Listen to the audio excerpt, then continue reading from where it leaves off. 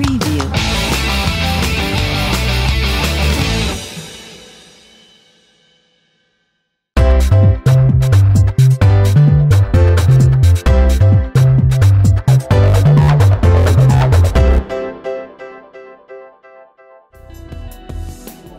Malgré sa défaite contre Strasbourg ce 6 mai, les Pandas du Volley Club de Châlons peuvent encore espérer entrer en National 2, soit en gagnant la Coupe de France, soit au repêchage.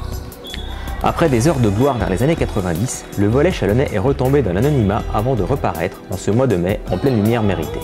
Rencontre avec le VBC Châlons, club créé en 1973. Le volleyball club de Chalon-sur-Saône, c'est à peu près 130 licenciés, répartis en différentes catégories.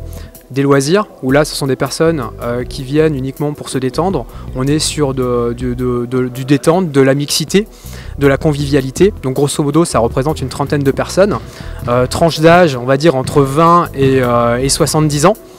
Ensuite on a la partie école de volley, donc formation des jeunes, à partir de 8 ans jusqu'à à peu près 18 ans. Également une trentaine de personnes. Et ensuite on a le pôle compétition, à la fois masculine et féminine. Donc le pôle compétition masculin, c'est une équipe donc en pré-national, une équipe en national 3 et une équipe féminine également en pré-national. Le volley à Châlons est un peu confidentiel, confidentiel pour différentes raisons. Tout d'abord parce qu'on a quand même un club voisin, Sennecey-le-Grand, qui a un fort historique au niveau volley dans la région, qui joue systématiquement en même temps que nous lorsqu'on joue à domicile. Donc déjà les amateurs de volley se répartissent soit à Châlons, soit à Sennecey. On a également quand même la concurrence du basket qui est quand même prédominant sur la ville de Chalon-sur-Saône, et je pense aussi que le faible éclairage médiatique du volley à Châlons est l'une aussi des causes pour lesquelles on va dire on est un petit peu confidentiel aujourd'hui. L'avantage du volley, c'est que le volley, c'est le sport le plus pratiqué au monde au niveau scolaire pour différentes raisons. La première, c'est que c'est l'un des seuls sports où on peut jouer en mixité à peu près à tous les âges, dans la mesure où il n'y a aucun contact, contrairement au basket, contrairement au handball, contrairement au foot ou contrairement au rugby. Donc ça, c'est l'une des principales caractéristiques du volley. Le volley également est un sport où on peut jouer assez longtemps, puisque n'ayant pas de contact, il y a quand même moins de traumatismes, même si voilà, on peut avoir des entorses, on peut avoir, on va dire, quelques petits traumatismes, on a quand même moins de grosses blessures que dans certains autres sports. Le volley est effectivement un sport statique. On va dire le volley par contre est très explosif, puisque énormément de sauts, énormément également de petits pas, de déplacements. Donc c'est un sport qui demande réactivité, tonicité et également vivacité. L'équipe N3 c'est assez particulier, sa constitution, puisqu'il reste aujourd'hui 4 joueurs qui ont constitué l'équipe il y a une dizaine d'années, partis du niveau départemental jusqu'à la première place de National 3. Donc ces 4 joueurs sont des purs produits locaux. Puis année après année sont venus se greffer, on va dire, des joueurs qui pour différentes raisons sont arrivés sur la commune de Chalon-sur-Saône, soit des anciens Sennecéens qui par manque de temps de jeu sont venus jouer chez nous, soit des mutations professionnelles. Et également, donc, il y a 2-3 ans, j'ai souhaité, pour renforcer l'équipe, trouver des anciens professionnels à qui en fait on allait proposer des projets de reconversion professionnelle.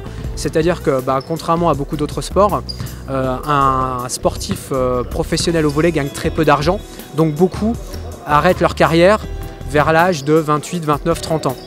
Donc mon objectif était de pouvoir leur trouver un travail, les faire venir à Châlons pour qu'ils puissent en fait aider le club à grandir. Et c'est ce qui s'est passé donc avec notre encadrant actuel, donc Osveni Sanchez Cardenas, qui est un Cubain et qui est venu lui du championnat d'Espagne, et lorsqu'il est arrivé, il était le meilleur marqueur de la Pro A espagnole. Il y a 2 semaines, donc il s'est blessé, rupture du tendon d'Achille.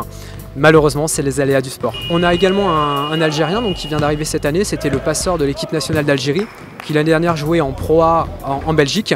Donc il nous a rejoint cette année sur le même principe, projet de reconversion professionnelle et volonté de s'installer durablement avec toute sa famille sur Chalon-sur-Saône. Aujourd'hui, tous les joueurs sont amateurs, puisque aucun joueur à Châlons n'est rémunéré pour jouer.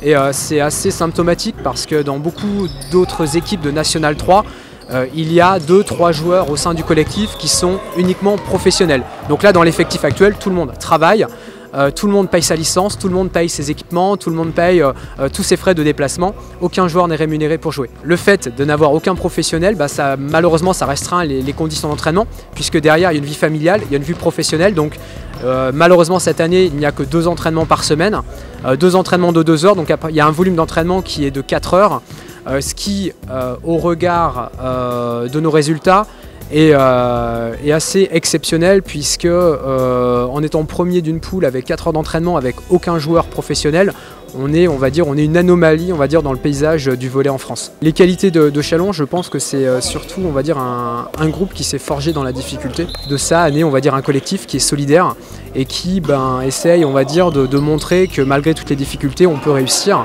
Et on va réussir. Le financement public ne représente qu'à peine 1/5 de notre budget, alors que dans beaucoup d'autres associations, on est à plus de la moitié, voire aux 2/3. Donc on a dû développer tout au cours de ces années donc un sponsoring, voire un mécénat privé, parce qu'on peut vraiment parler de mécénat et pas de sponsoring. On ne sponsorise pas une équipe qui est en National 3, qui n'a aucun intérêt médiatique. Donc on va dire c'est tout un partenaire d'entrepreneurs qui sont de près ou de loin liés au club. Beaucoup dans notre club sont chefs d'entreprise et on va dire font du pur mécénat pour aider au financement de notre association. Mon souhait c'est que tout le travail qu'on a fait depuis toutes ces années soit enfin reconnu à leur juste titre et que le volley soit considéré au même titre que d'autres sports sur Châlons. Moi en tant que président j'ai la vocation d'élargir un petit peu plus notre club à d'autres populations, notamment la volonté de pouvoir mettre en place une section de sport adapté pour le handicap, de pouvoir également proposer des activités physiques dans des EHPAD, dans des maisons de retraite, et également de pouvoir proposer pour des plus jeunes de 2 à 8 ans, on va dire une section volley parents, où les parents viendraient avec leurs enfants et feraient des activités physiques pour que les parents passent un petit peu de temps avec leurs enfants dans le monde sportif associatif. Une association sportive n'est pas uniquement là pour faire briller 8 ou 9 joueurs d'une équipe première, mais pour essayer, on va dire, de rassembler le plus de personnes possible, de fédérer le plus de personnes possible et surtout de s'ouvrir sur l'extérieur et pas uniquement sur les pratiquants haut niveau.